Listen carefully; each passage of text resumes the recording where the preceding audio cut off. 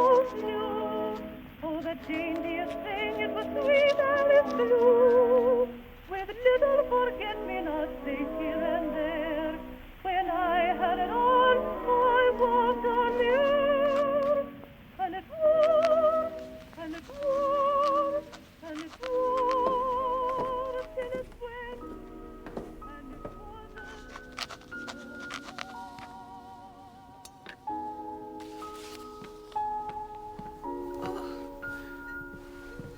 Lucy.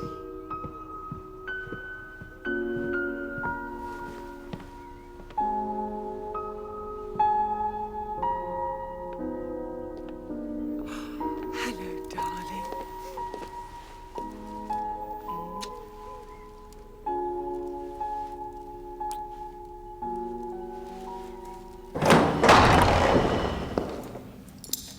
The Lord is my shepherd, I shall not want. He maketh me to lie down. In green pastures he leadeth me beside the still waters. He restoreth my soul.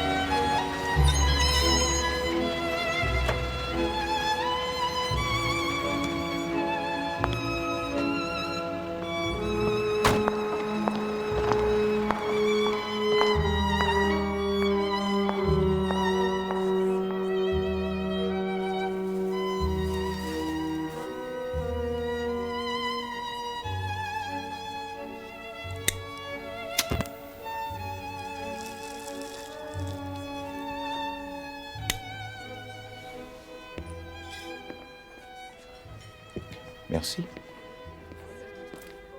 Santé. Santé. Alors, Mademoiselle le Marchand? And for starters, Monsieur Poirot, that is not my name. Pardon, but I understood it was Mademoiselle le Marchand that I was to meet. That is the name I was given as a child. My real name is Crail, Lucy Crail. Crail. Now I seem to remember. Yes, my father was Amyas Crail, the artist. And my mother was Caroline. Crail. That's right. Yes. Yes. Story most tragic. But it was a long time ago, yes? 14 years. 14 years? You know, I saw a picture that your father painted in the Tate. Girl in Shadow. Girl in Shadow, that was the one. His composition most striking. Huh? Yes, he was a great painter. His reputation is, yes, considerable. I'm not here to discuss his art, Monsieur Poirot. I'm here because I want you to investigate his murder. I was 7 at the time. Too young, really, to know anything about it. We lived in Devon in a house called Alderbury. My parents were very much in love, and in many ways, it was an idyllic childhood. Then one day, I was suddenly taken from my home and sent to relatives in Canada. And finally, when I turned 21, they were obliged to tell me the truth. For one thing, I came into my own money. And then you see, there's the letter. The letter? Which my mother wrote me just before she died. That was the first I knew, that my mother was hanged for killing my father. What did she write? Quite simply that she didn't do it. She's innocent, and that I could always be sure of that. Yeah. That is what I want you to prove. But why Hercule Poirot, mademoiselle? I've heard about you. The things you've done. The way you work. It's psychology. It's your forte, n'est-ce pas? Oui, c'est vrai. My success it is founded on psychology, or the why of human behavior. It is this that I use. Tout de même, mademoiselle, it is so long since it happened. Secrets and lies, monsieur. The past keeps pulling me back. It won't let me be. And until these ghosts are laid to rest, I can't move on.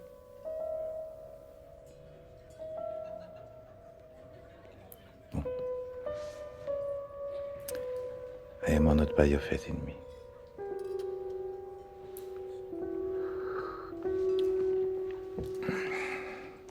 But I cannot, you understand, accept your assurance of the innocence of your mother. Eh bien, she was guilty, what then? I have to know the truth, monsieur. And if the truth is not what you wish to hear? I have to know.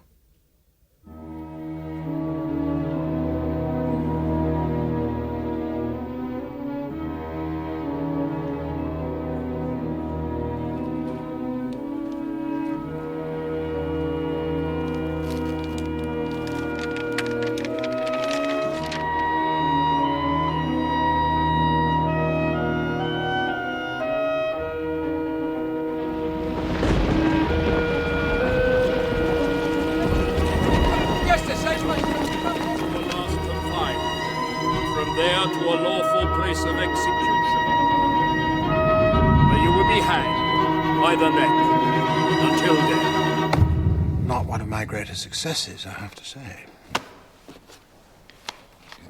The defense was suicide, yes? Didn't go down too well, I'm afraid. Amyas Crail simply wasn't that kind of chap. Wine, women, beer, the lusts of the flesh, you know, the idea of his killing himself out of conscience, well, frankly, I don't think he had one.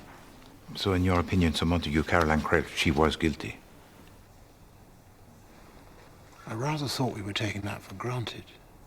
Did she ever admit as much? Monsieur Poirot, she didn't need to. I knew we'd lost as soon as she stepped into the witness box. She certainly had motive.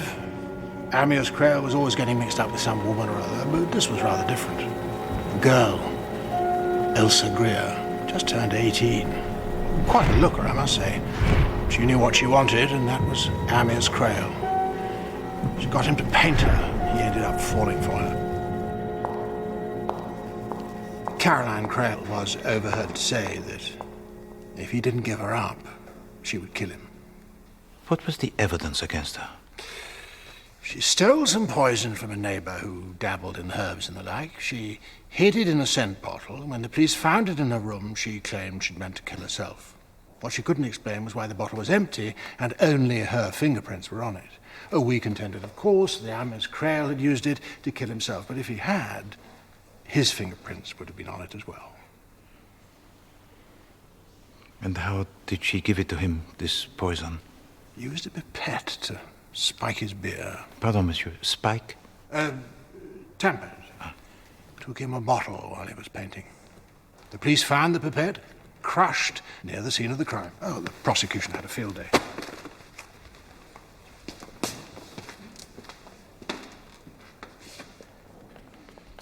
So, she put the conning into the bottle before taking it to him. No, there's no conning in the bottle at all, only in the glass. I see. Was that you being inscrutable, Monsieur Poirot? Oh, no, pardon. But there were, I believe, other people present at the time. Oh, yes, there were, let me think, 5, if memory serves. Philip Blake, stockbroker. one of Creel's best friends. Meredith, his elder brother, lives across the estuary from the house where the murder took place. Elsa Greer, of course, currently Lady Ditcham, though nowadays she spends most of her time in the gossip columns and the divorce court. There was a governess, Miss Wilson Williams, that's it.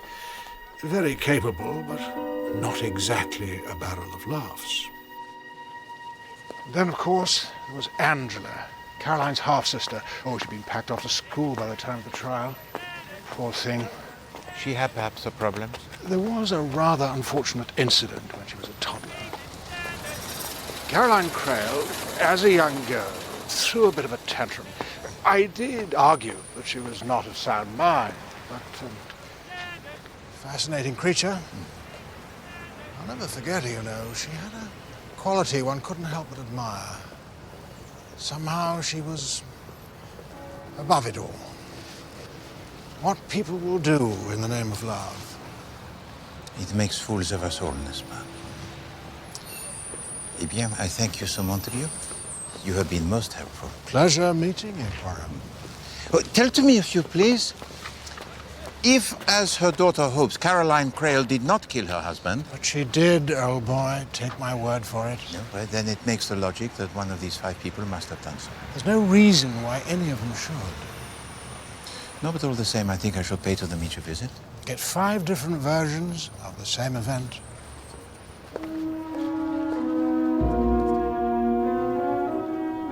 Thank you, Hollinghurst. Pleasure, Mr. Blake. Probably good egg, old Hollinghurst, even though he does bat for the other side. Tally-ho. Tally-ho. Well, who'd have thought it? Raising a glass with the famous Hercule Poirot. Poirot, monsieur. Hercule Poirot. Poirot. Poirot. Could never get my tongue round French. Let's keep the old entente cordial, eh? But I am Belgian, monsieur, not French. So, what can I do for you? It is a Creel case, monsieur. It is that which I wish to discuss with you. What the hell for? Because I have accepted a commission, monsieur, to review the case. From whom? Lucy Creel? Lucy Creel. Oui, monsieur. Nothing to discuss. 5 minutes of your time, Monsieur Blake, that is all I ask. What the hell is she poking her nose in for now? Because she wishes to know the truth. Everyone knows the truth. But all she wishes is to assess for herself the facts. It's over. Dead. Buried. As are her parents, monsieur.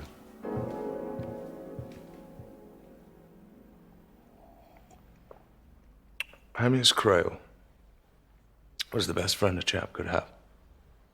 Knew each other since we were children. We all did. Myself, my brother, Caroline. Neighbors, you see, down in Devon. Amyas was a great fellow. All that talent, that lust for life wiped out because of her. You did not like her? Rotten, through and through. And Amyas could never see it. But he was also something of a rotter, was he not? That's what she'd have you believe. Oh, she liked playing the injured party and did it very well, but underneath it all, she was cold and calculating. Had a devil of a temper.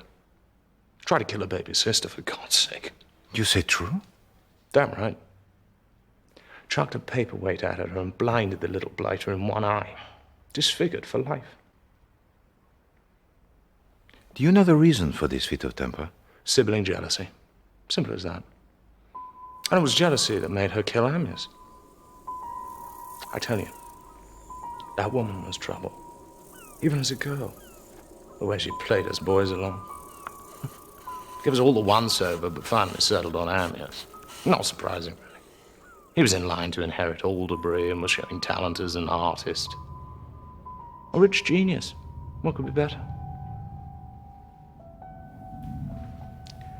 It is surprising, is it not, how soon in life the die is cast. Yes, I suppose it is. Anyway, after the marriage, I kept my distance for a while at least. I soon succumbed to temptation. Temptation, monsieur? Alderbury. A place I couldn't resist. I had some of the happiest times of my life in that house.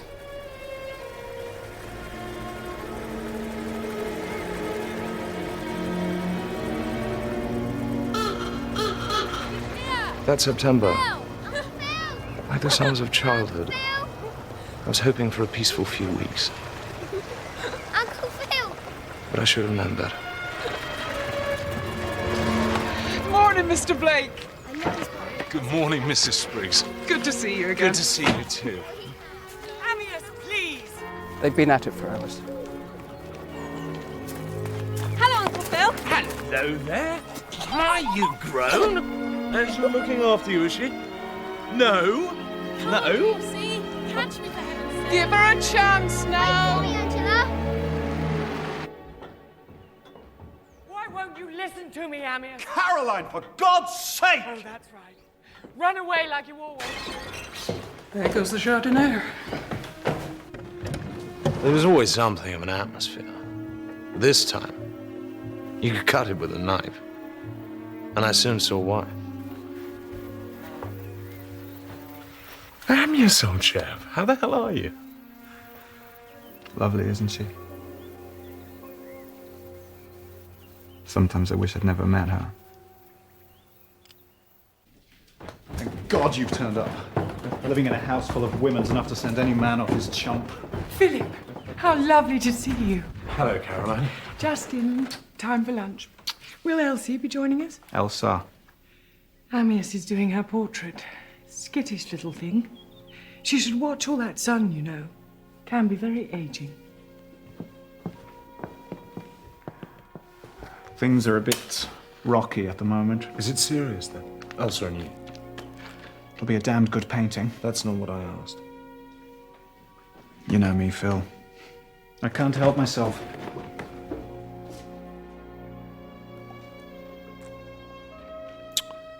Then things got worse. Amyas and Caroline's half-sister Angela have been bickering all morning. Could you stop that, please, Angela?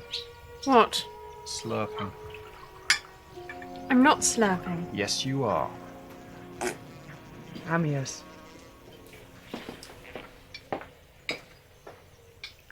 I thought I might try that other kimono, the canary yellow. It could look rather stunning against that water, don't you think? Canary. How lovely. Of course, on some people it might look a little... How shall I put it? Don't worry, Caroline. I'm young enough to carry it off. We're not changing anything. I forgot. Did you hear that? It's like feeding time in the monkey house. Why can't you just leave me alone?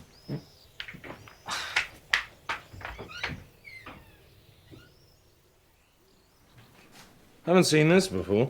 It's by Volga McDowell, a young Norwegian. Extraordinary, don't you think? Everyone's talking about him. Got a sense of humour, I'll give him that. Don't you agree, Miss Williams? Beechwood, isn't it? Thank you, Mrs. Briggs.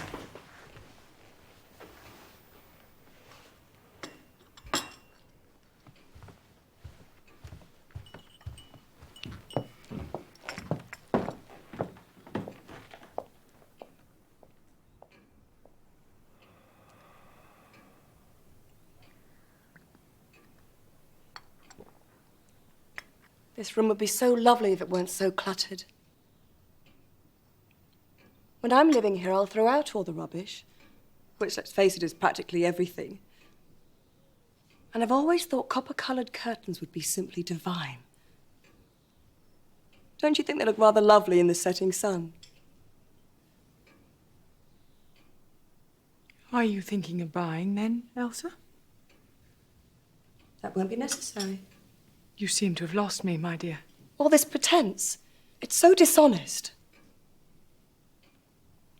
Amyas and I love each other and we're going to be married, so I shall be moving in. As I suspected, my dear. You're completely insane. That bloody beast's giving me the most frightful indigestion. I asked Mrs. Spriggs for some bicarbonate of soda. Good thinking. By the way, Elsa says you want to marry her. Is this true? Is it true? It's only fair that she should know. Ammius, is it true? Then it is.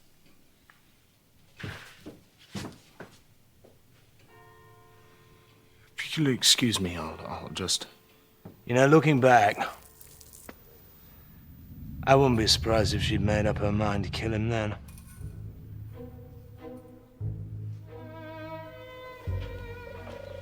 Ammius, do tidy yourself up. We're going over to Meredith's for tea, remember? Oh, yes, I'd forgotten. Philip, you should do some fishing while you're here. The sea's probably swarming with mackerel.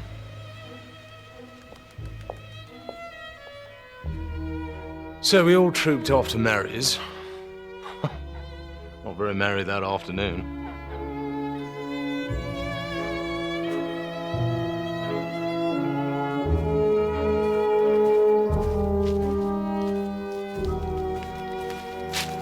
Ammius can't do this. Looks like he's going to. He can't just leave his wife and child for some slip of a girl. She's too young to know what she's doing. She knows, all right.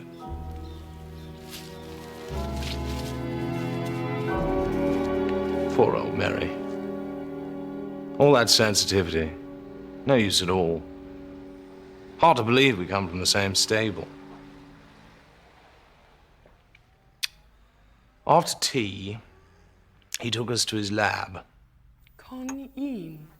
I've never heard of this. It's distilled from the flowers of the spotted hemlock. It's highly poisonous, but it can be efficacious in the treatment of whooping cough. Then he had the cheek to read us some classical tripe about the death of Socrates or Plato or some such nonsense. The man who administered the poison pinched his foot and asked if he felt it. Socrates said no. Then he did the same to his legs, and gradually, moving upwards in this way, he let us see that he was getting cold and numb. He said that when it reached the heart, Socrates would be gone. Back at HQ that evening, Ammius and Angela had a god almighty row about something or other. But that was nothing out of the ordinary. I even think she might have thrown something at him. Can you remember what? Good Lord, no. It was 14 years ago. Oh, yes, of course. You are being most helpful, Monsieur Blake. The next morning, when I came downstairs, I heard Ammius and Caroline at it in the library. I don't know where they got the energy from. I swear to God. You and your women. Someday I'll kill you, Ammius. I swear to God I will. Good morning. Lovely day. I want to get on. I'll go change. Don't be long. Bloody women. And off he went back to his painting, while I went back inside. Oh, good morning. It's too cruel. Too cruel. She hardly noticed me. Now, of course, I know why.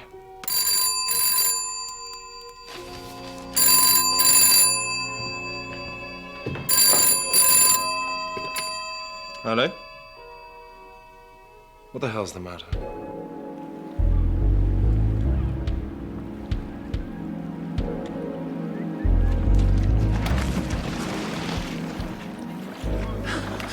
I heard these noises in the laboratory. So I went to have a look. The quinine bottle was not only out of place, but it was practically empty, and I swear to you, Phil, that yesterday it was full. Are you sure? Of course I'm sure. I'm very careful about these things. And I knew at once it must have been Caroline. I should have gone straight to Ammius and warned him. That's absurd. Caroline wouldn't dream of such a thing. Then what's your explanation? We'll discuss it after lunch. I'll see to her packing. What are you two up to? We were Oh, what a surprise. Yes, We were just having a chat about Angela and school. I'm not at all sure it's the right thing. Sorry about that. Hello, everybody. I'd kill for a cold beer. I'll send some down. I think we could all do with one. And that's when it happened. Why don't I take it? Oh, no. Enjoy the sun. At the time, I reasoned in my jealousy that she couldn't stand the thought of the two of them being alone together. I should have realized, but instead I just sat and watched. I had the chance to save him, and I did nothing. You reproach yourself unduly, Monsieur Blake. Amos didn't join us for lunch. And then Caroline took him coffee. So calm and collected, and yet she must have known by then he'd be dead. Miss Williams went with her, and then Meredith wandered off. But it wasn't long before we saw him again. Get a doctor, quick. What's wrong? It's Amias. What? I'm afraid he's dead. Amias. Phone the doctor. I'll take care of her. She was like an avenging fury. I've never seen anything like it. You killed him! You killed him! Amias!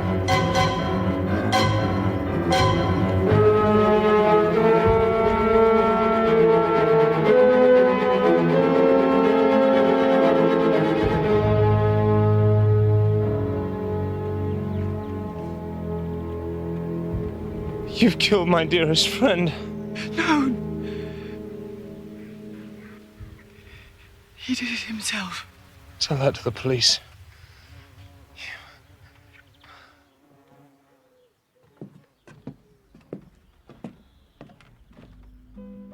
But they didn't believe her either. Bien, Monsieur Blake. The truth, it has the habit of revealing itself.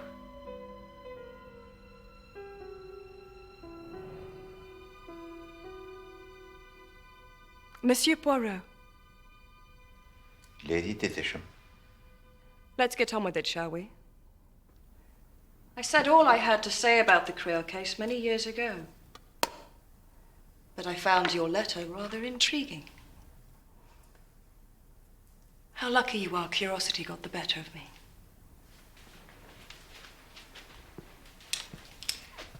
Indeed I am, my lady. It must be very painful for you to recall. Painful? No. My father was a mill hand, worked his way up and made a mint. You can't do that with thin skin, and I, Monsieur Poirot, am my father's daughter. I am not as sensitive as you might think. Then that makes my task a little easier. One so often jumps to the wrong conclusion. At the trial, for example, people thought what a terrible ordeal it must have been for me. The brutish questions, the ghastly journalists, the mindless screaming crowds. Well, the English are a people very moral, n'est-ce pas? That's one way of looking at it. Alors, if you did not find the trial an ordeal, how did you find it? I enjoyed it. You see, I got exactly what I wanted. And what was that? Caroline Creel at the end of a rope. Coffee?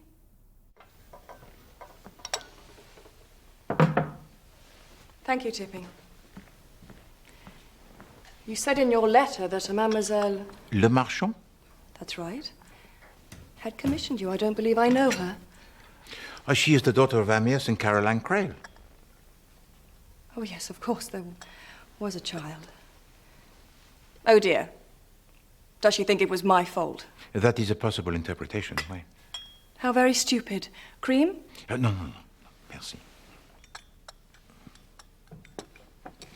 So you take no responsibility? Why should I? I loved him, and I would have made him happy. And that woman killed him to stop that from happening. You have to understand. Amias Creel did not seduce an innocent young girl. It wasn't like that at all. Elsa Greer. As soon as I laid eyes on him, I knew I had to have him. I want you to paint me I don't do portraits. I'm rather rich, you know.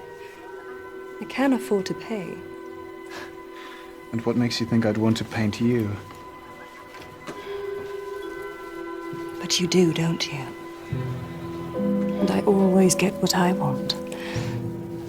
So when do we start?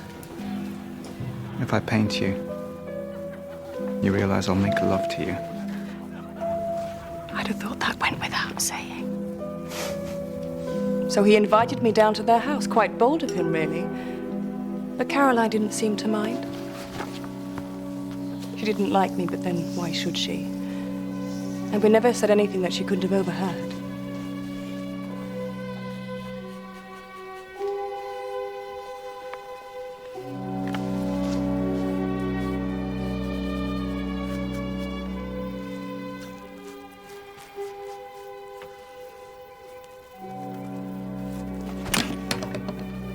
But we were more than aware of what was going on. What is it? I think you ought to go back to London. But the picture? We've hardly started. I can't paint you, Elsa. Why? You know why. So I left. I didn't write or telephone. And then after 10 days,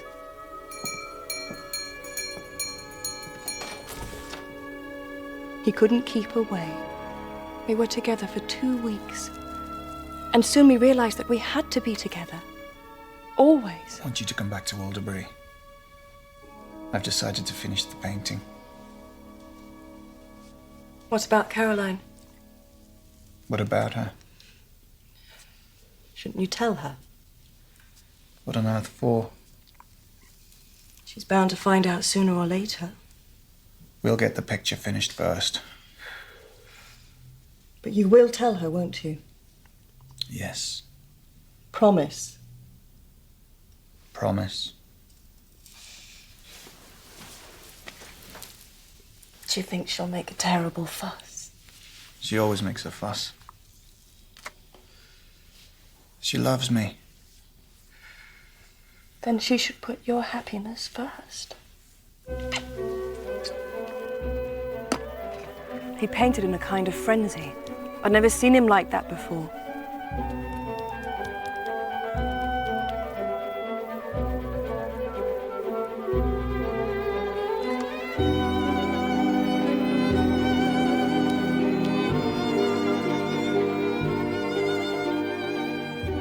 Keep still, for God's sake. I was convinced we should tell her, but Amyas wouldn't hear of it. And then one day I lost my patience. Amyas and I love each other, and we are going to be married. So I shall be moving in. Amyas was furious. But he had to admit what I said was true. And I still think I was right. Honesty is, after all, the best policy. Don't you agree, Monsieur Poirot? Desirable, certainly, but not always advisable. We believe in plain speaking where I come from. I'm very pleased to hear it, madame. But Caroline had a devious way about her. When we went to Meredith's for tea that afternoon, she behaved as if nothing had happened. I even began to think she was taking it rather well. How wrong I was. If you please to tell me, Lady Detisham, in plain speaking, if when you are all assembled in the laboratory of Monsieur Blake, you observed Caroline Crail take the cognac. No, I did not. I seemed to remember chatting to Meredith in the doorway, so I wouldn't have been able to see a thing. Caroline. Sorry, Mary. It's such a fascinating collection. But of course she did take it, and we all know why. Perhaps not everyone is as sure as you. I actually heard her threaten him. You're willing. Someday I'll kill you, Arius. Don't be an idiot. I swear to God I will. You can threaten me all you like, but get this. I am going to marry Elsa, and nothing's going to stop me. I'll kill you rather than let you go. Morning. I warned you. For God's sake!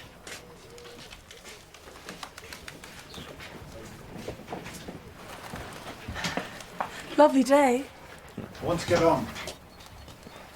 I'll go change. Don't be long. Which I did. Then I went to join him. and I poured him a beer.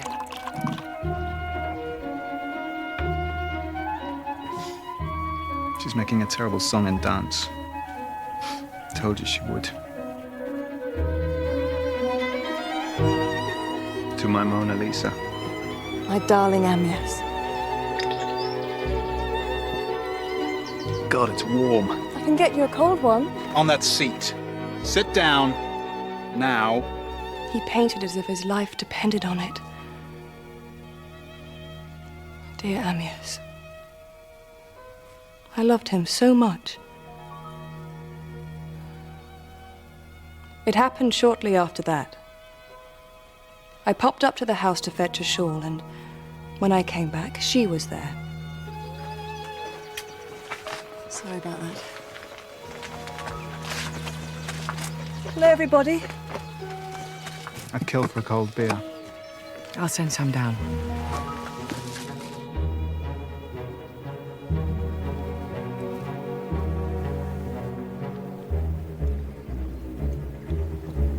She must have known then what she meant to do. She brought it back about 10 minutes later. Oh, tastes foul. Everything tastes foul today. Too much bile, my dear. It'll choke you one of these days. I didn't suspect a thing. About 40 minutes later, he complained of stiffness and pains. Bloody rheumatism. Then the bell sounded for lunch and Meredith came to fetch me. Amias decided to skip lunch, as he often did. Oh, Grumpy doesn't want any lunch. So we left him to die alone. Amias. Amias! And I just knew it was Caroline. How could she do that? How could she? It is a story most tragic, n'est-ce pas? Hanging was too good for her.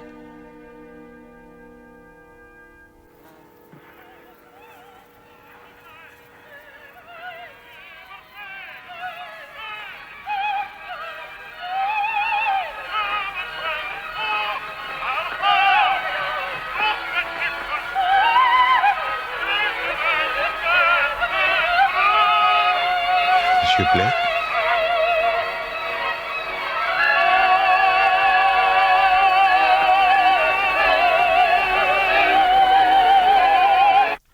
Little Lucy.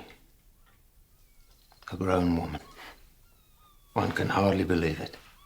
Time passes swiftly, does it not? Poor child. Such a terrible shock. How much better to let it all be. The whole point, you see, is that Amias Grail was an artist, and his art was his passion. When he painted, he was like a man possessed.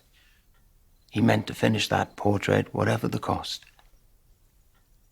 Elsa was terrifically enthusiastic about the painting, and Caroline...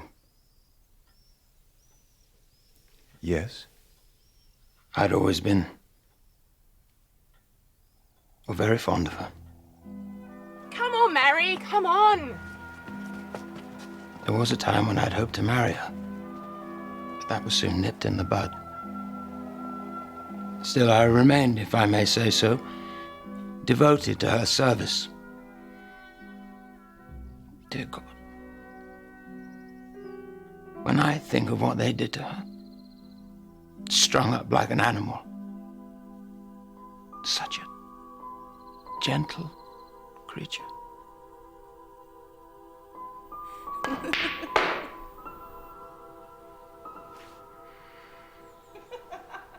I remember a conversation we had shortly after it all began.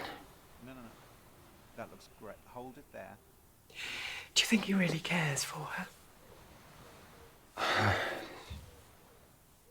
Well, he's very committed to the painting. He's in love with her, isn't he? A little, perhaps. A great deal, I think. There's There's only one person who really cares for, and I think that's you. These infatuations, they come and they go. That's what I used to think. But this time I've a feeling it's serious. She's just a girl. But that's the trouble. The way she looks at him. So intense. I'm afraid, Meredith. It's nothing. I hope you're right. But I can't help feeling I'd like to take a hatchet to her. A hatchet? It's a small axe. Yes, I know what a hatchet is, monsieur. I was commenting rather on her remark. It was merely to make a point. But she made her point a little more forcibly, did she not, with her baby sister Angela? Ah. The paperweight. Oui. Well, there's a moment of sibling jealousy, Monsieur Poirot, for which she never forgave herself. And disfigured the girl for life? Well, that was the problem. It was a constant reminder. She tried desperately to make amends, which in turn made Amias very jealous. You knew him for many years, n'est-ce pas? Since boyhood. But he was always more Philip's friend than mine. You did not like him? I thought his conduct was frankly disgraceful. Don't you understand? This painting's the best thing I've done, and I'm determined to see it through. No, then it's a disgrace. The way you treat Caroline, the way you've always treated her. What about Lucy, for heaven's sake? You can't just throw it all away. You're a good man, Mary, but such an old softy. Wait till the picture's finished, then you'll see I was right. That grin he gave me.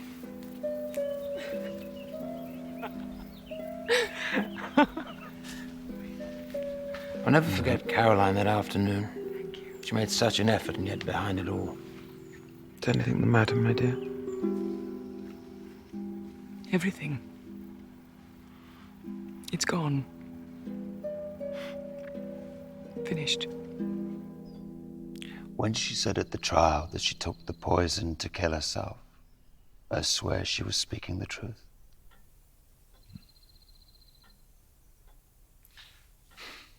But why did you take your guests into the laboratory?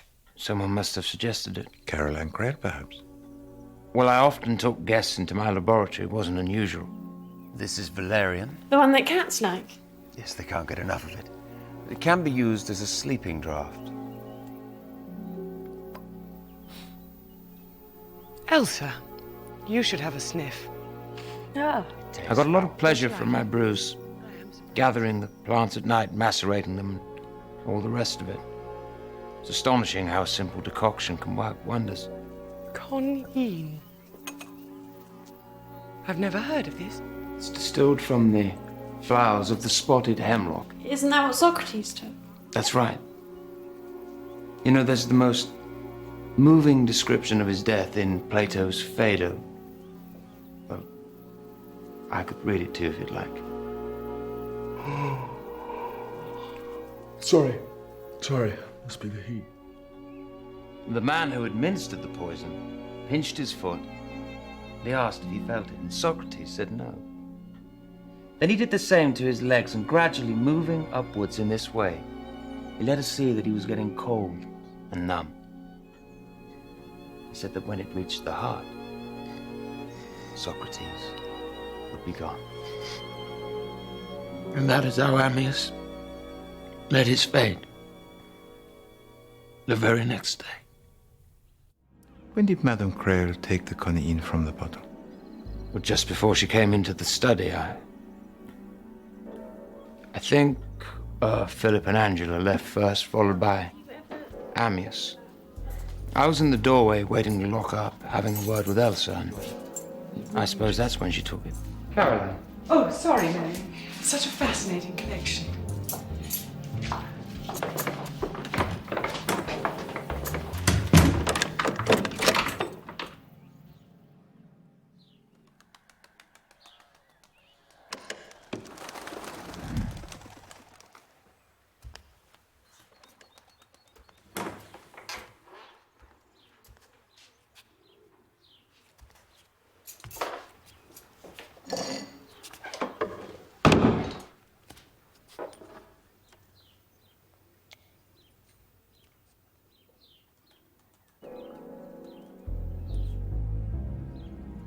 Phil, it's Meredith. Something terrible's happened. He immediately suspected Caroline. Quite unfairly, in my opinion. Who else would have done it? It must have been Caroline. Then as we approached the water garden, we overheard Amyas and Caroline having a rather heated discussion. I think about Angela being packed off to school, but I was in such a state I didn't pay much attention. I'll see to her packing. Philip blamed himself for not acting sooner. But how on earth could anyone have assumed at that point that someone had murder in mind? I needed time to think. So just before Go lunch, to Spain first. I sat above the water garden where Amyas was painting Elsa. I'd like the bull to kill the man. And I can sit there like a Roman empress in a Colosseum. So radiant, full of life. More alive than any person I've ever known. Still. The blind confidence of youth. Bloody rheumatism.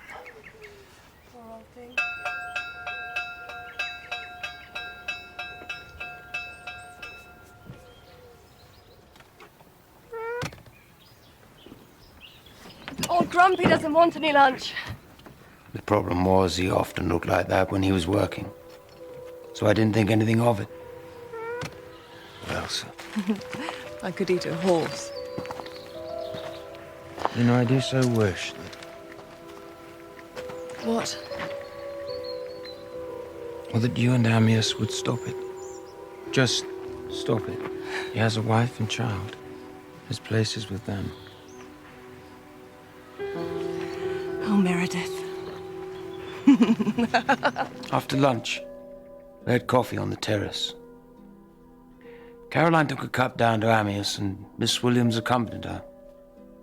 I followed shortly afterwards, I think, to walk off my lunch. Mr. Blake! Mr. Blake!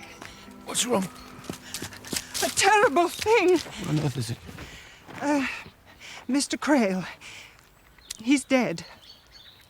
Would you be so kind as to call a doctor?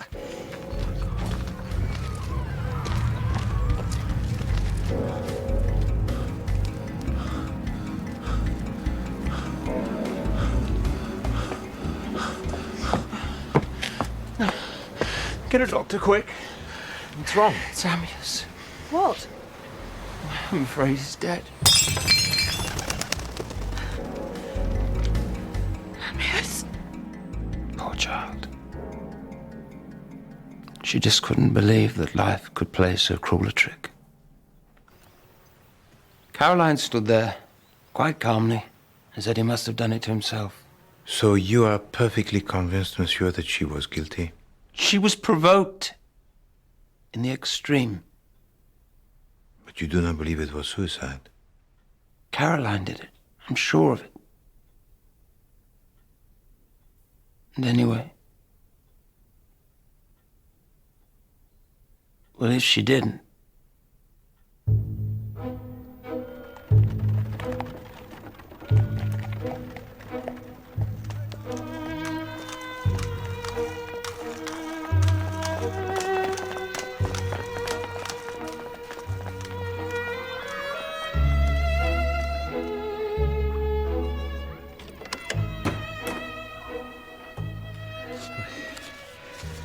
Hercule Poirot, mademoiselle.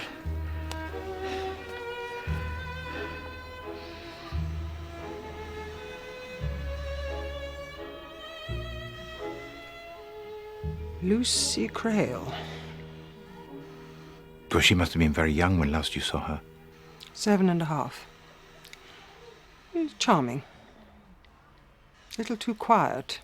Lived in a world of her own.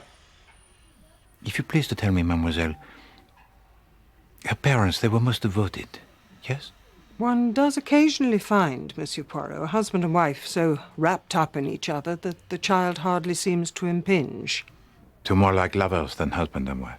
If that's how you wish to put it. Did you like Madame Crail? Yes, I was very fond of her. And your pupil? Angela was a most interesting, if difficult, girl. I cherish the belief that I've played a modest part in her success.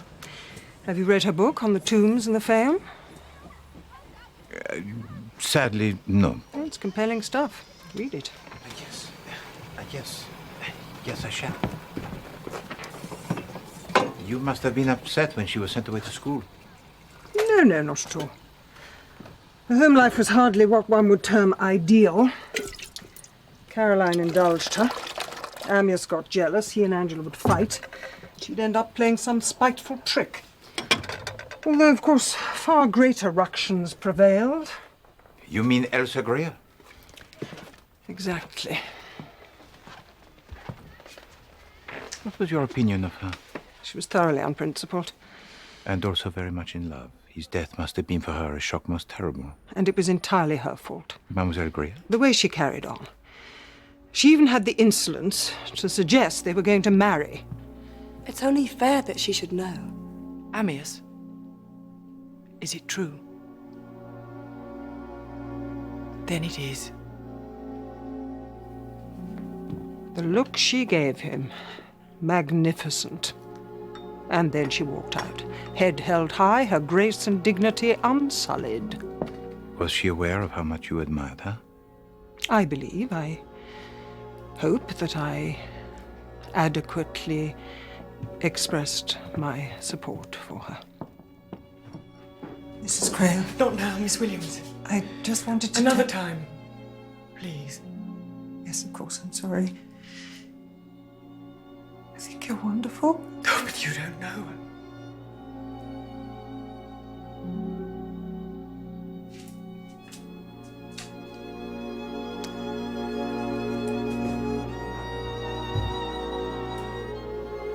And then,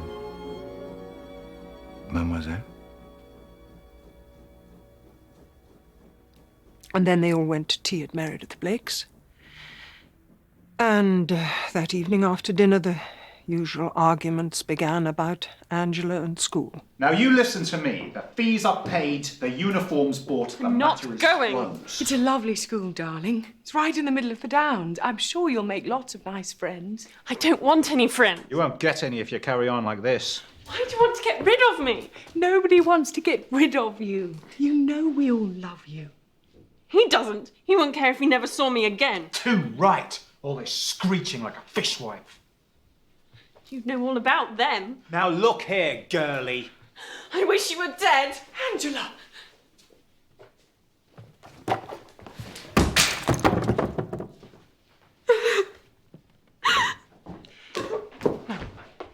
I followed Angela to her room and reprimanded her sharply.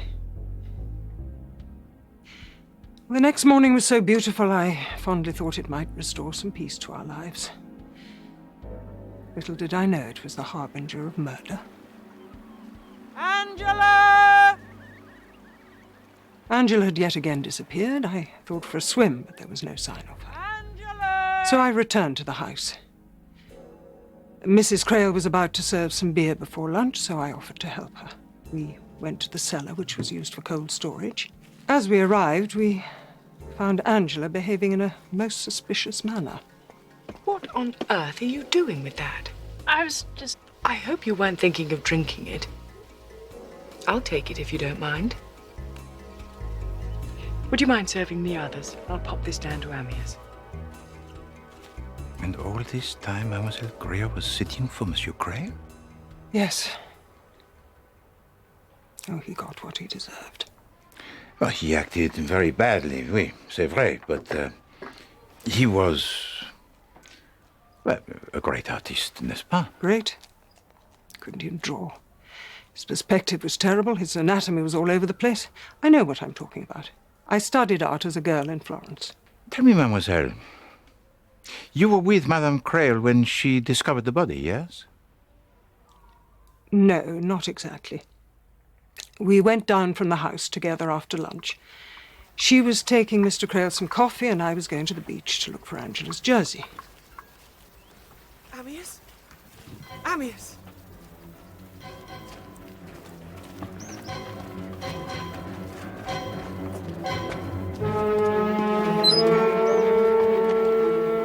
Mrs. Crail? It's Amyas. He's dead. Mr. Blake! I bumped into Meredith Blake. I told him the terrible news and asked him to telephone the doctor. I was most concerned about Mrs. Crail. I didn't want her to be left alone. Did you get an impression of what Madame Crail was thinking at that time? It was impossible to tell. She was stunned. What view did she adopt officially as to his death? Suicide. What even in private to you? She had no doubt whatsoever.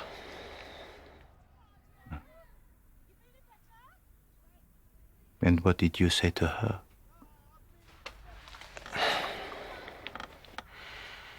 Is that chair uncomfortable, mademoiselle? It's perfectly comfortable, thank you. You were about to tell me. I think I said, certainly, Mrs. Crail, it must have been suicide. Did you believe that? No, I did not. But understand this, I was entirely on her side. So you would have liked to have seen her acquitted? Well, of course I would. A woman of honor, of dignity, hanged like a carcass in a butcher's shop. Poor Lucy. Having to be confronted by all of this. Still, it is always better to face the truth. But there is more to it than that. She wants to prove her mother to be innocent. Then her wish will not be granted. Before she was hanged, Caroline Crail wrote to her daughter a letter in which she solemnly swears her innocence. It would perhaps have been better to tell her daughter not to judge. You seem very sure of her guilt. It's hard to believe otherwise. And yet you profess to have loved her. I did love her. I did. If that is all. Oh, yes, of course. Thank you very much for your time, mademoiselle. You have been most helpful.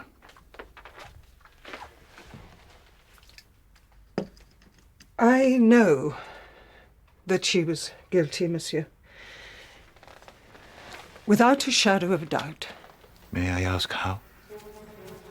After bumping into Meredith Blake and informing him of Mr. Crail's death, I returned to the water garden. Mrs. Crail was not in command of herself, as I implied. It was the fear on her face that told me the truth. That's when I knew she had poisoned her husband. And I, for one, do not blame her. She never knew what I'd seen. And I never told her. In fact, I never told anybody. During the trial, I was never asked a question to which I returned an untrue answer. But I was guilty of withholding certain facts. And I do not repent of that, Monsieur Poirot. I would do so again.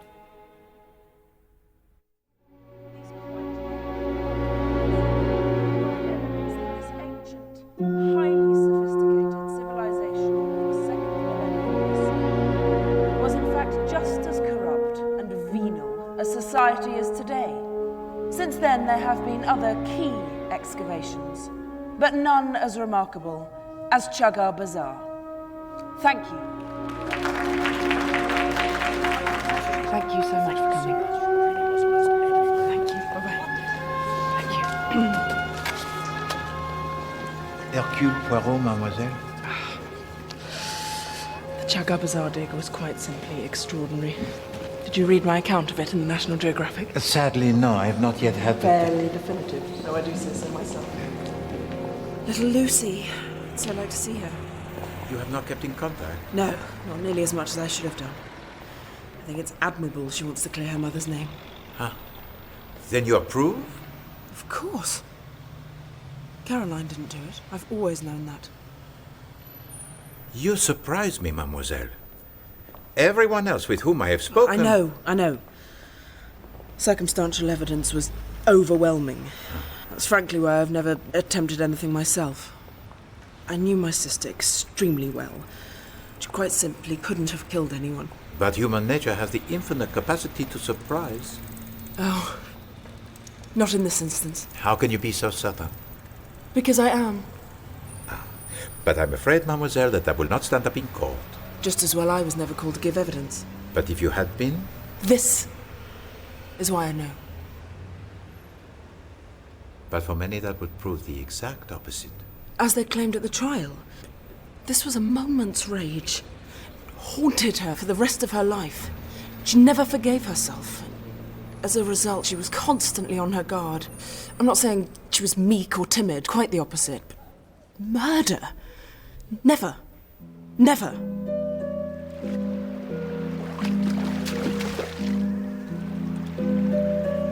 It was an idyllic summer, in so many ways.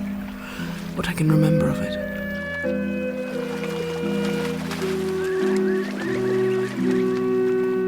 Oh, come on, Lucy, do shoot me. That's the whole point.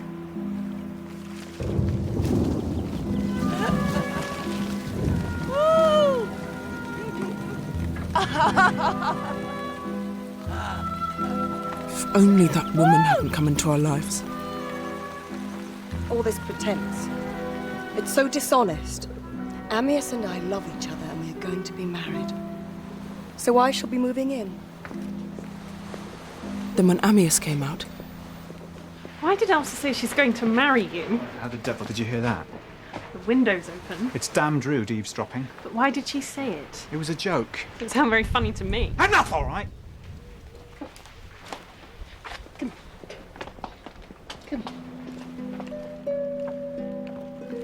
And then on our way to tea at Meredith's, I confronted Caroline. Is it true? What, darling? Elsa's going to marry Amyas. Only after I'm dead.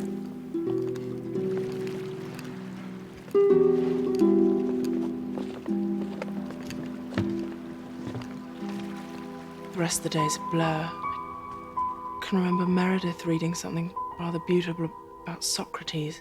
He said that when it reached the heart, Socrates would be gone. And then Amyas and I having a real humdinger after dinner. Now look here, girlie. I even think I threw something at him. And then the next day, the day it happened, again, it's all very vague, up until the point Meredith came panting down the path. I kept saying to myself, Amyas is dead. But it didn't seem real. Then the doctor came, the police came, and they brought him up to the house.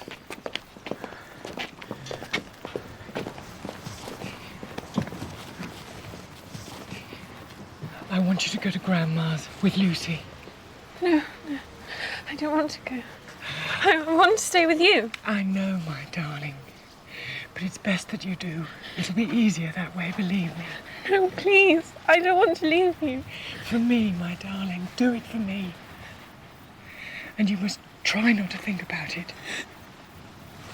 There's nothing to worry about. I promise.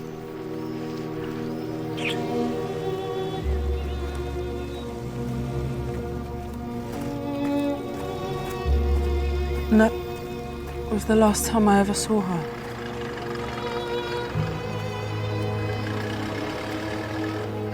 The end of summer. It was the end of childhood. A few days later, she was arrested. I was sent to school in Germany. Lucy was sent to relatives in Canada. Just before she was hanged, she wrote me a letter. I've never shown it to anyone. I think you should read it.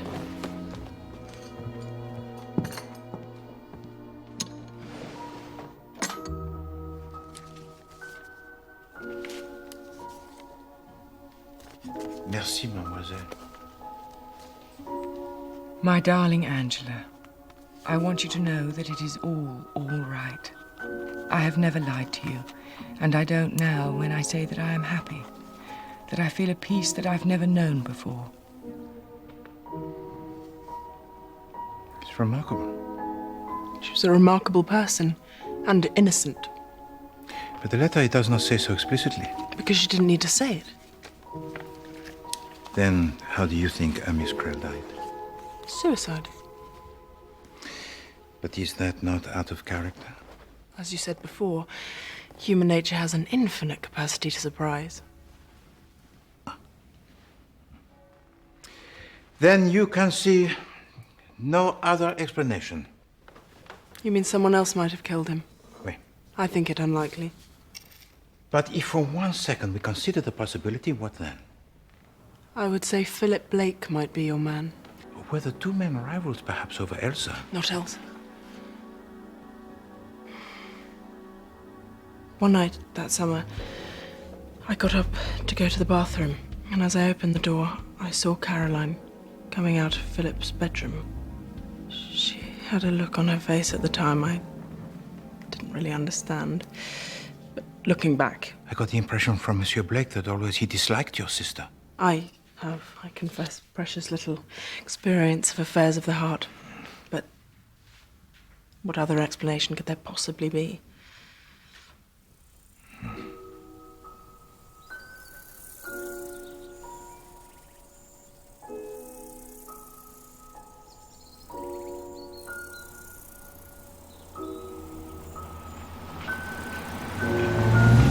This could be a disaster. You can trust me, mademoiselle.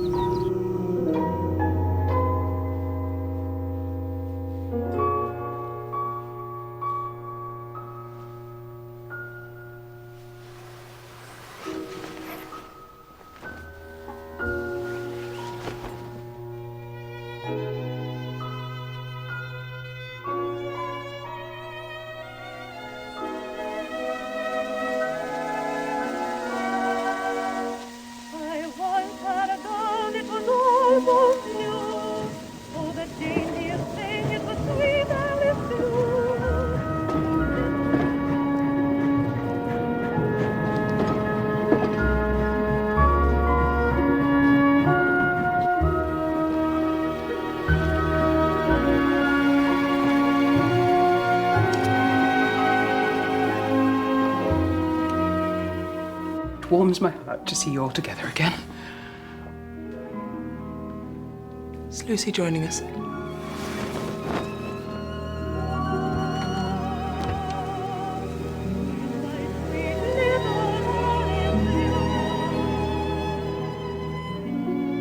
This is very good of you, Mrs. Spriggs. A pleasure, sir. It is really. I'm very proud of you, my dear. Oh. I wish someone would tell us the point of all this.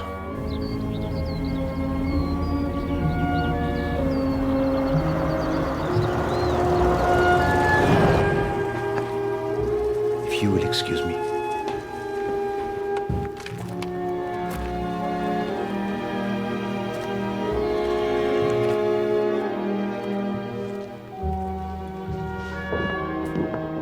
Lady Dittisham, I am delighted that you could make it.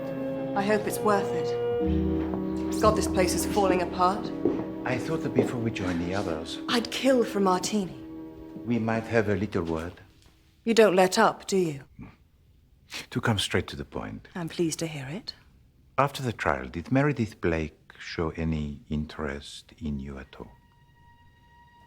Animals. Stupid, unthinking animals. Oh, what a terrible ordeal for you, my dear. What a brave girl you are. Elsa, I've had special feelings for you ever since we met, you know. And now you're all alone in the world. Oh, do shut up. Were you not surprised? Just faintly nauseated.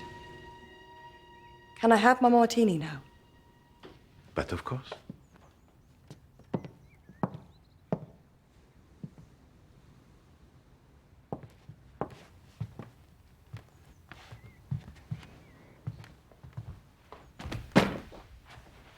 Well, what a hoot.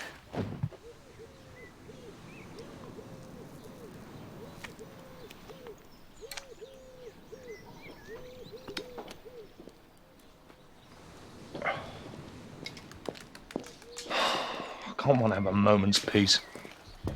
You were not entirely honest with me, I think, when we had our chat in London.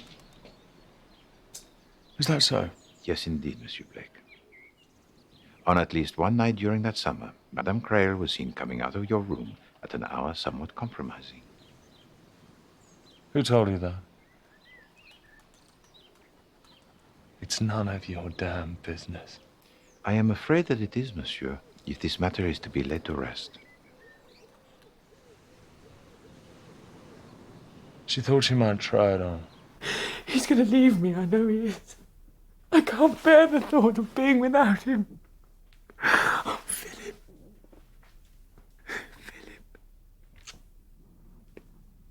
Sometimes I get so lonely I feel I'm going mad. She always thought she could get what she wanted. But that didn't wash with me. I think you better go back to bed.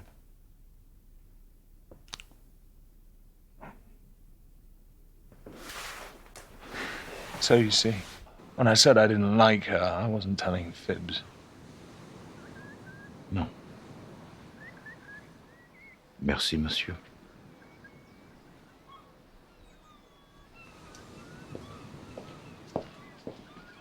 Actually, it's not quite true. Monsieur Blake, are you all right? It's all such a mess. Always has been. Since we were children, and she was always ready with some snide remark. Amias and I,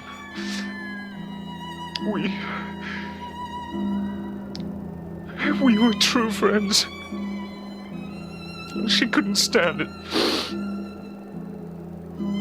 It meant everything to me. Everything.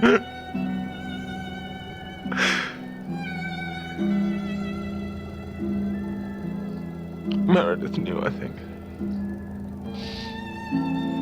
Caroline suspected. Nothing she could say changed anything. It's Amias, isn't it? It's still Amias. You just can't get him out of your head. Do you have any idea how pathetic you are?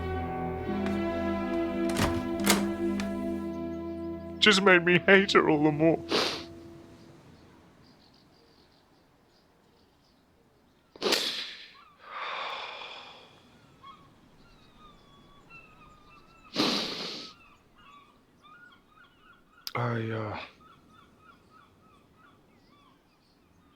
I trust you'll keep this to yourself.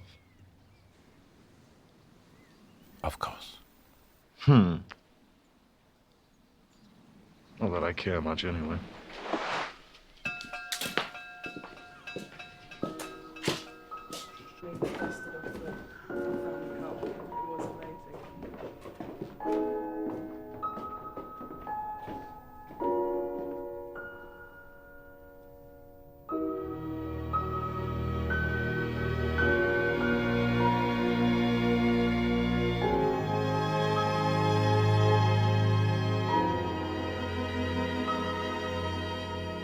How kind of you to come. Do you think we could get on with the business at hand? Indeed, monsieur, I was about to suggest the very same.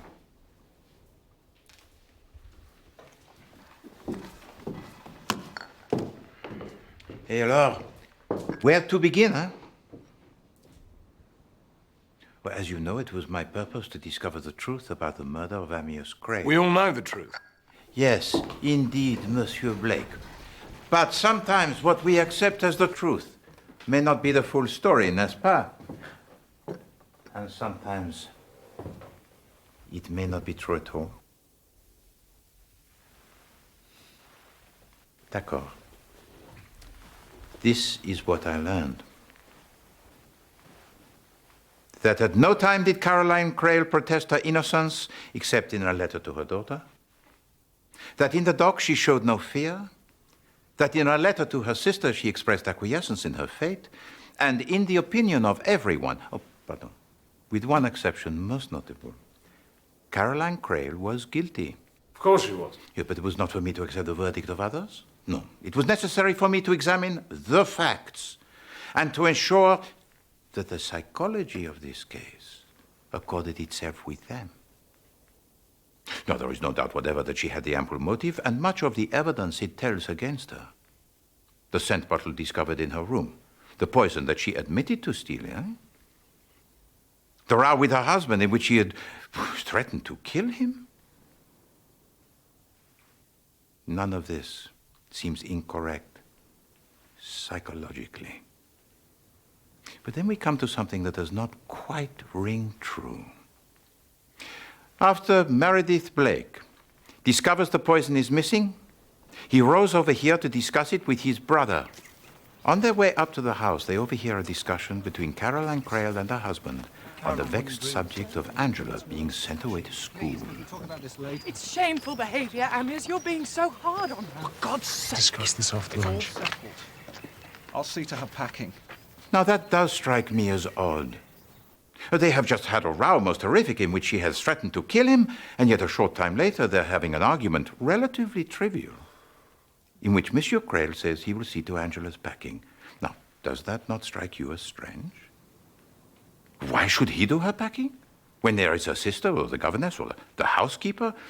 I did not know Monsieur Crail. But you know, somehow I cannot picture him folding neatly the skirts, the blouses, or the underwear.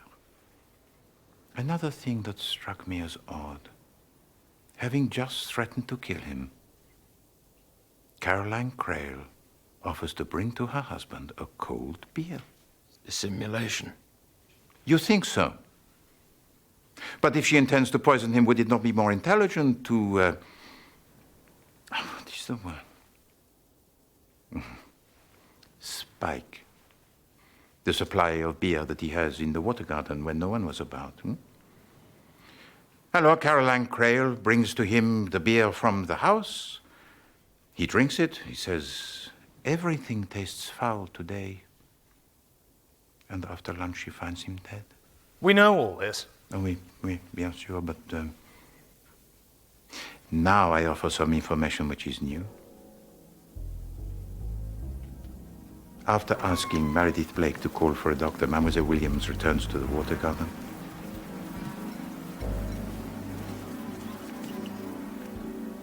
You actually saw her do that? Well, that settles it. Not necessarily. That is what I saw. There's only your word for it. I'm not accustomed to having my word doubted. And I do not doubt it, Mademoiselle Williams. I believe what you saw took place exactly as you say that it did, and because of what you saw, I know that Caroline Crail was not guilty. Well, how the hell did you work that out? Oh, do calm down. I will tell it to you. Mademoiselle Williams saw Caroline Crail wipe off the fingerprints from the beer bottle and impose the prints of her husband onto it. Onto the bottle, Mark. But the conaine was in the glass, not the bottle. The police found no traces of it in the bottle. No conaine had ever been in the bottle. And Caroline Crail, she did not know that. She, who has poisoned her husband, did not know how he had been poisoned. So why make it look like suicide? Because she knew who was the culprit. And would do anything rather than let that person be suspected. So who could it be? There was only one person whom she would be willing to protect at all costs.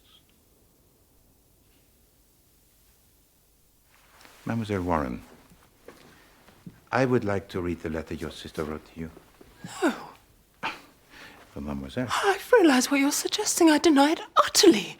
That letter was meant for my eyes only. Oh, Aunt Angela, No. please.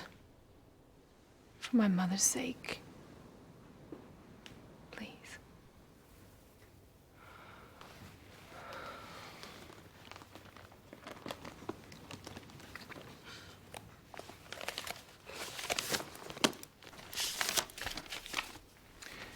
Merci, mademoiselle. My darling Angela. I want you to know that it is all right. I have never lied to you, and I don't now when I say that I am happy. That I feel a peace that I've never known before. That I've never known before. Don't look back and don't grieve for me. Don't look back. Live your life and succeed. It's all right, my darling. It's all right. I'm going to Amiens, and I'm happy. And you must be too. One has to pay one's debts. Your loving sister, Caroline. It is a beautiful letter, no? And also quite remarkable, for it contains one omission that is most striking. There is no protestation of innocence. Because it was unnecessary. Oui, bien sûr, because she thought her sister knew that she was innocent for the best of all possible reasons. And her only concern was to comfort, to reassure, and to avert the possibility of you having to confess. It's all right, my darling. It's all right. She wanted me to be happy. It's as simple as that. Yes, indeed. And so that the burden of your guilt may not be too great, she tells to you one must pay one's debts. And now, at last, she has the chance to repay the debt she owes you for the injury she caused you all those years before. And now the trial, the sentence, nothing can touch her. Because finally she felt redeemed. She felt, at peace with herself. And in the light of this, everything falls into place. Now look here, girlie. I wish you had When Angela threw the paper away to Amiens' Crail, the memory that haunts her is brought to life most vividly. Then the next morning, she sees Angela tampering with a beer. I'll take it if you don't mind. Which she then brings to Amiens. It's foul. Everything's foul today. And after lunch, she finds him dead. Alors, she is convinced he has been poisoned, but who could have done it? And then, suddenly it hits her. The resentment of Angela over the school, her disapproval of Elsa, her rage the night before, her tampering with the beer. And she remembers her so well. Her own violent emotions at that age. So yes, Angela. It has to be. And the one thought that springs into her mind is how to protect her.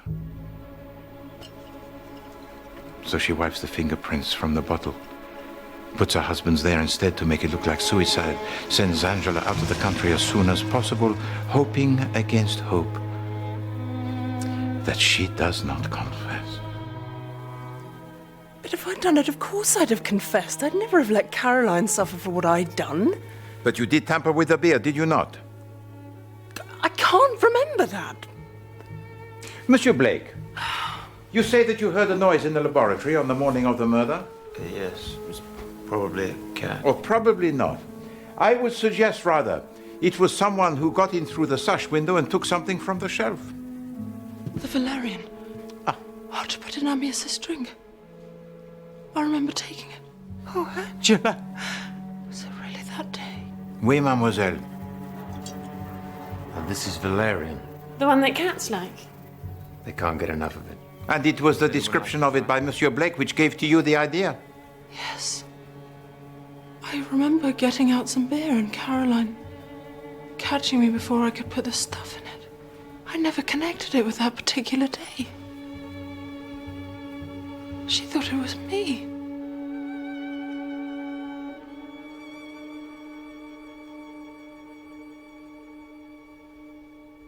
Oh, I didn't kill him. I didn't kill him. Of course not, my dear. Can't you see she's telling the truth? I see it quite clearly. Because I know very well who killed him. Don't you think you're milking it a bit, old man? It is the oldest story in the world, eh? 2 women and 1 man. Well, what we have taken for granted is that the man would leave his wife for the other woman. But I would like to suggest to you now that he had no intention of doing anything of the kind. After all, the women he had fallen in love with in the past never expected too much from him, but this time it was different. She was just a girl who saw the world in black and white. She had the passion for him, and so assumed he had for her. She assumed without question it was her life. So naturally, he would leave his wife. He said he would. Oh, a little white lie, perhaps. All he really wanted was to finish the painting, and nothing could be allowed to stand in the way. And when Elsa Greer let the cat from the bag, he was furious, but he was not concerned unduly. After all, Caroline had only to put up with things for a few days longer, then he would tell her the truth, and she would believe him, as so often before. And Elsa Greer, she would get over it soon enough. But by that last evening, I believe that he was getting worried that Caroline Crail was taking things more seriously than usual. And by the following morning, I think that he had decided to come clean. You're the only woman in my life, Caro. You always were, you always will be, you know that. She is nothing to me. Nothing. She was, yes. She knocked me for 6 to start with, but now it's gone. It's over, I swear to God. She's just a kid. A passing fancy, that's all. You and your women. Someday I'll kill you, Amias. Don't be an idiot. I swear to God I will.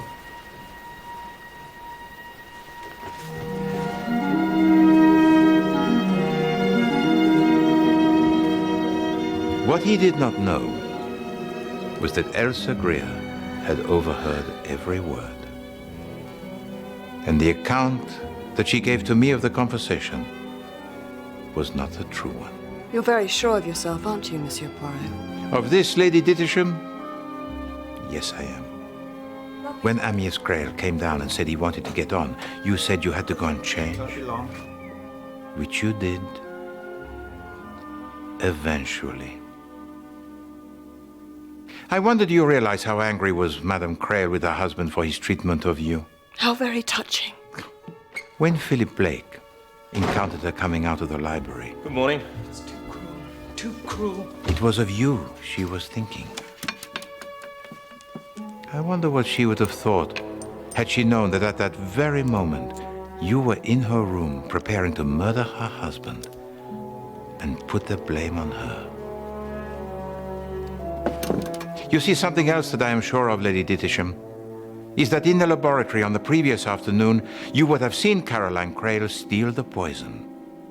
Monsieur Blake had his back to the room while he was talking to you, so it was perfectly possible for you to see her, the only person who could do so. Sorry, Mary. Such a fascinating collection. And once you had the poison, you went to join Amias in the garden, poured him some beer. To my Mona Lisa. And he tossed it back in his usual manner. My darling Amias. As he painted, you watched and watched, waiting for the poison to take its effect. A short time later, you went to fetch a shawl, and Caroline Crail again took the opportunity to confront her husband on your behalf. It's shameful behavior, Amias. You're being so hard on her. For God's sake! It's all settled. I'll send her packing. And it was this that the Blake brothers misheard on their way up from the jetty. An error that is understandable, n'est-ce pas? You then returned with a shawl. And then Caroline Crail, she played straight into your hands. For she brought to her husband a bottle of cold beer. Ugh, tastes foul. Everything tastes foul today. Everything tastes foul today. Which suggests that he had tasted something else unpleasant before the beer that Caroline Crail had brought to him.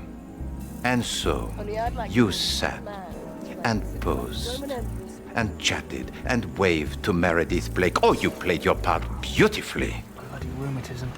While Amias Crail painted on and on until his limbs failed and his speech thickened and he lay sprawled there on the bench, helpless with his mind still clear. And When Meredith Blake appeared from the shade of the path into the sunlit garden, he could not see clearly. Only his friend, turning slowly around, unable to convey to him the fact that he was in the grip of a paralysis that was fatal. En route to the house, you crushed the pipette underfoot, the traces of which the police later found.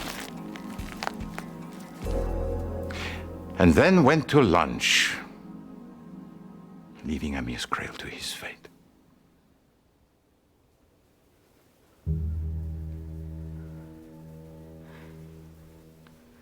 Thank you, Monsieur Poirot. Mademoiselle.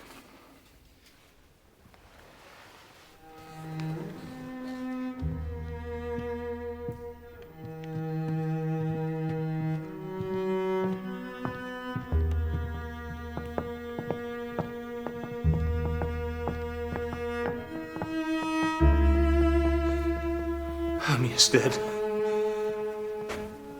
Caroline hanged. After all these years. After all these years.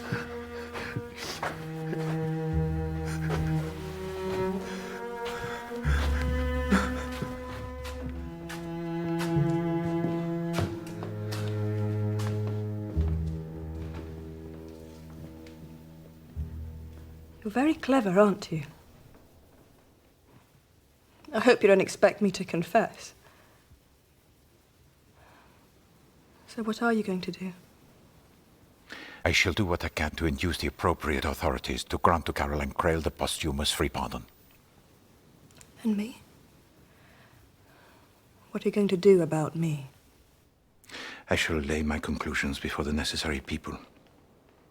If they decide that there is a case against you, they may act. But it is my opinion that the evidence is not sufficient. Inferences only, huh? Not facts. Moreover, I believe they will not be anxious to proceed against a person in your position. When I saw Caroline take the conaine, I thought she meant to kill herself. But the next morning, when I overheard them talking about me, I loved him. And he was just stringing me along. And she felt sorry for me. I watched him die, Monsieur Poirot. And I never felt more alive.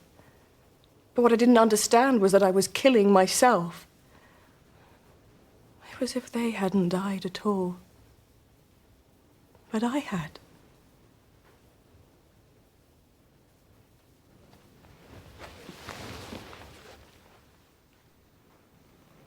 I died, Monsieur Poirot.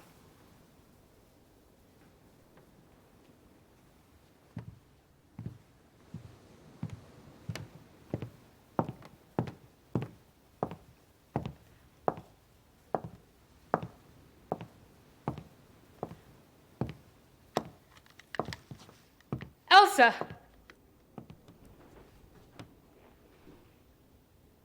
Come on then, Lucy. Shoot me. You know you want to. Do not listen to her, mademoiselle. That's right. Just pull the trigger. If you do, she will have won. Come on, do it. You're not afraid, are you? You kill her.